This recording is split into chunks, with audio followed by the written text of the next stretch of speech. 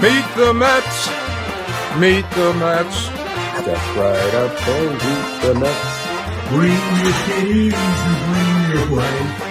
Guaranteed to have the time of your life. Because the Mets are really sucking the ball, knocking those home runs over the wall. East side, west side. Everybody's coming down to meet the METS Mets of New York Town. Joining us now on episode 6 of Meet the Mets is a man who was drafted in the 5th round of the 1984 Major League Draft by the San Francisco Giants. He made his Major League debut with the Giants on July 17th, 1987, appearing in 2 games before being traded to the Pittsburgh Pirates, where he played 12 games during the remainder of the 87 season. March 26, 1988, he was traded to the New York Mets, where he was used as the backup for catcher Gary Carter for 2 seasons before playing 100 games in the 1990 season, a year in which he had 83 hits and a .307 batting average. If memory serves me correctly, I believe he was also the first Met catcher to throw out Vince Coleman in trying to steal second base. It is a pleasure to welcome the man they called the Hacker, number 2 in your Mets scorecard, the one and only Mackey Sasser, to Meet the Mets. Welcome, Mackey. Thank you, Mark, for having me. I appreciate it. Our pleasure. So we're going to get right into it. So growing up, besides a baseball player, what was your dream job? Well, I've always wanted to be a baseball player. I had little jobs here and there growing up, but, that was what I wanted to do my whole life. And, at the beginning, things just didn't quite work out for me. I didn't play high school baseball much and doing some things, and it just kind of took a toll on me. But other than that, I just did a lot of odd jobs and did things, but that was my goal, to play baseball. Favorite road stadium or road city, and why? Favorite road stadium would probably have to be St. Louis or Atlanta. I performed very well in both of those places. For Atlanta, it was because all my family was from the South, and they could all come and watch me play. St. Louis was probably the best town we played in as far as fans and people. It was just a great place to play. Pitcher that you absolutely owned, couldn't wait to face, and on the opposite spectrum, the pitcher that owned you that you just said, maybe I don't want to be in the lineup today. Well, I mean, I pretty much, hit Smoltz really well. Any fastball pitcher that, were fastball pitchers trying to get ahead of you, I like to face. Guys that could throw the split finger. Rob Dibble, I couldn't stand, him because it fell off his fastballs and he'd throw that split finger and make you look like an idiot. I had a lot of success off of Greg Maddux when he was with the Cubs. I hit him well. I didn't get to face him when he was, in Atlanta. I went to the American League then, but Greg Maddux, I owned Whitson for the San Diego Padres. I was 9 for 9 before he got me out. It was just the guys that, they wanted to get strikes and get ahead. Those are the guys I really liked. Player that you played against or with that's not in the Hall of Fame but absolutely deserves to be there. Ooh, that's a tough one. Most of them are already there. I can't remember. Tito Martinez is not in, is he? He was a phenomenal ball player. He was a great hitter. He was a great clutch hitter. He did a lot of things that probably he deserved to be there. I just don't know if he had the home runs or the things he needed, but he was a great player to, have as a teammate and play with. Strangest conversation you ever had during a mound visit? Dwight Gooden. It was on a visit. It's back when I was playing every day in 1990. And I went out there and Doc had a high leg kick. And I went out there and I told him, I said, listen, if you'll get the ball to me quicker, I'll throw him out. He said, I'm not worried about that SOB. I'm going to strike this guy. And he did it.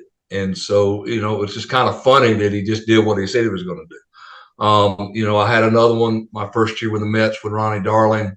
I got about 3/4 to the mound. He told me to take my ass back around there. I was a rookie.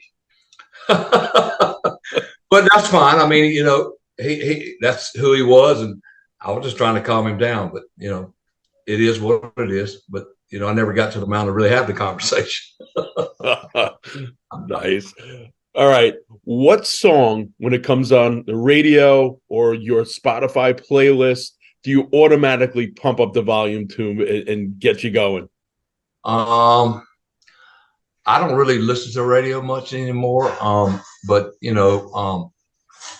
Hey Ho, I don't know who it's by, was one of the songs I listened to because it was Ken Griffey Jr.'s walk-up song. And it just, you still see the crowd just get pumped. It was unbelievable and get going. But it was hey ho, hey ho. It was an amazing tune for back in the 90s and early 2000s. Favorite pregame meal or pregame ritual or superstition? Well, I always ate a double Wendy's burger with a large chili with onions and cheese and a large fry and a large Coke before I played a game on the road. At home, there were so many opportunities, especially in New York, different things. But Doc had found a soul food place, which is, like collard greens, Southern food, all that, pretty close to the stadium.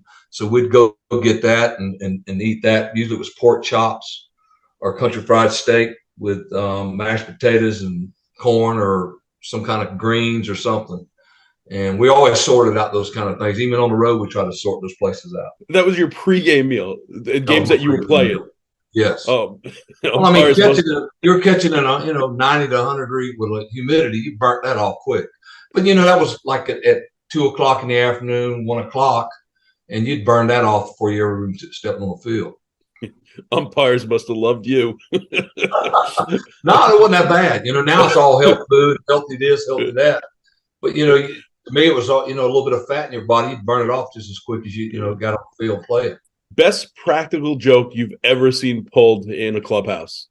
Some of them I can't talk about, but probably Roger McDowell had the best jokes of anybody. He hot-footed Bill Robinson probably 50 times, and he'd always lay around. I've never seen a guy that would lay there for 2.5, 3 hours before game time and wait on somebody just to hot-foot them. Practical jokes as far as putting things in the coffee and watching them, get upbeat, if you want to call it. Just things like that. I never really practical jokes before the game really didn't happen a whole lot, but after the game, it happened a lot. If you had a time machine and could go back to any era of baseball and face one pitcher, who would it be and why? I would like to go back and probably face. I would like to go back and face Greg Maddux once he learned the little ball that ran back over from left-handers that coming back across the plate. I'd like to face him when he was in his prime with the Braves. I'd also like to face Norm Charlton after playing with him, knowing what he threw then, and because I faced him a few times, and he was tough to hit. But after some of the things about some of the players and what they did and how they did it, I'd like to go back and face him, Norm Charlton. Same time machine, and you could go back and catch any pitcher from any era of baseball. Who would you want to catch and why? Well, I've caught a lot of pitchers. I like to catch Verlander. I mean, he's a guy that comes right after you. Good fastball, has a lot of control of what he does. Some of these guys now, I'd really like to, there's a lot more than that, but I'd like those guys to see the difference from what we caught back then and why everybody thinks it's so much more different to catch now, if that makes any sense. They say they throw harder, this and that. I just don't believe that. I just believe it's the guns. Baseball movie and why?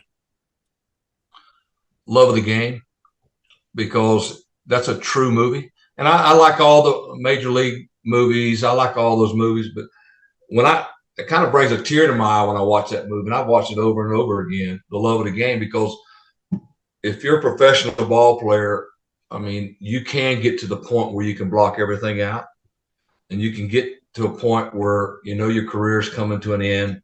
And he did a really good job with that movie, I thought. I mean, but the point of the movie is, you get out, he gets out on that mountain, he can just block everything out. And it's true, you can do that. When you get in that zone, you don't hear all that stuff going on, And I think the reason I like that movie so much is, when I had my throwing problem, I had things going on, I couldn't find that zone. The only place I could find it was when I was hitting. and I couldn't find it when, you know, I was catching. I could hear everything that was on. I could hear you drop a pin over there. And because it's just the magnified of the things going on with me at the time. But that was a great movie. If they were going to make a movie about Mackey Sasser's life, what would the title be? What actor would you want to play the role? Mac the Hack would be the movie, the name of it. Who would I want to play my role? I don't really know who I'd want to play my role. I'm drawing a blank. Just someone that was, you know, could be funny but serious at the same time. You know, because it is a serious part of my life playing professional baseball, because you know, I put a lot into it and I had all the issues. But I was actually a fun-loving kid growing up, doing stuff and just having a good time. So it had to be somebody that could mix it up and be able to do all the stuff. One person, dead or alive, that you'd want to sit down and have a dinner conversation with. I've done it with a lot of people. I would like to sit down and have a conversation with Donald Trump. And reason being is he's a very intelligent person. And I would just like to sit down and have a conversation without politics involved, just sit there and have a conversation with him, see how long I could hold his attention or he could hold my attention, because he seems like he'd be a fun guy to hang out with. I mean, I've met him a couple of times when I play with the Mets, and he's gone on to be president and all the other stuff he's done, but just have a one-on-one conversation and play a game of golf with him, because my swing's about as bad as his looks. Who's the best player you played with or against in the minor leagues that never made it to the major leagues? I can't say a player that never made it. I know a player that went up for maybe 2 weeks and hit over 300 and never got another shot. And his name was Pete Coachman. I played against him in college. But he had, you know, if you look at his stats, he hit over 350 every year in the minor leagues. And when he got his chance, he played only a couple of weeks with the Angels and got sent back down and never got called up. He was a phenomenal athlete. He did a lot of things. I mean, he was a great minor league player. And I forgot who they traded for right there when he got called up, a big third baseman on a multi-year deal, and never went back up to play again. His name was Pete Coachman. Phenomenal athlete. If you had to pick a Disney character or a cartoon character that, you know, someone could say, wow, that's Mackey Sasser. Tasmanian Devil. Run through a wall for you. That's how I played the game, just fast and did everything. And, you know, how he was moving around all the time doing this stuff. That's how I am. Once I get locked into something, I do it. Tasmanian Devil. To tell us one fact about Mackey Sasser that hardly anyone knows. The one fact is, you know, I'm really a laid back, shy guy. You know, I don't really, I'm not outgoing, trying to meet people or do anything. So I come off as probably an ass sometimes, but really I'm not. I'm just shy. I don't know how to start conversation a lot of time. And a lot of people kind of, you know, like my son's girlfriend I met for the first time at a wedding this past week up in Tennessee. And she goes, I don't think he likes me. And I'm like, I loved her to death. I just don't know how to start conversation a lot of times. So I come off as being a jerk sometimes where I'm really not. They might not know I have 5 of my own children. I've raised 2 more. My stepchildren, their father passed away. So I've raised, you know, 7 children. 4 of them are in college right now, keeps me busy. College to college, trying to move and do everything. That's why I was busy last week. And just, but I'm just a laid back kind of person. Just, you know, I'll do anything in the world for you. And that's the kind of person I am. Most memorable Met moment? Probably, you know, a lot of people say it would be that, you know, the game on ESPN, game of the week when I hit a grand slam with the St. Louis Cardinals. But I think it was my most memorable moment was when I played outfield for the first time. I mean, you know, against San Diego, I think Ronnie Darling was pitching at the time. I think that's who was on the mound. And you know, I had a ball hit over my head in right field, a double. And then I went back to I misread it. It was a cloudy day. And I went back and caught the ball over my shoulder, hit the wall, come back and doubled off Fernandez at first base, at second base for a double play. And then Tony Gwynn, I robbed of a home run, all in first inning. And to me, that was probably an exciting moment. It really was. All right, this is the last question. Don't feel badly if you don't do it, because so far we're 0 for 5, Mackey. I need you to sing as much as the Meet the Mets song as you can. Meet the Mets. Meet the Mets. And that's all I know. I don't remember. And there we go. We are now 0 for 6.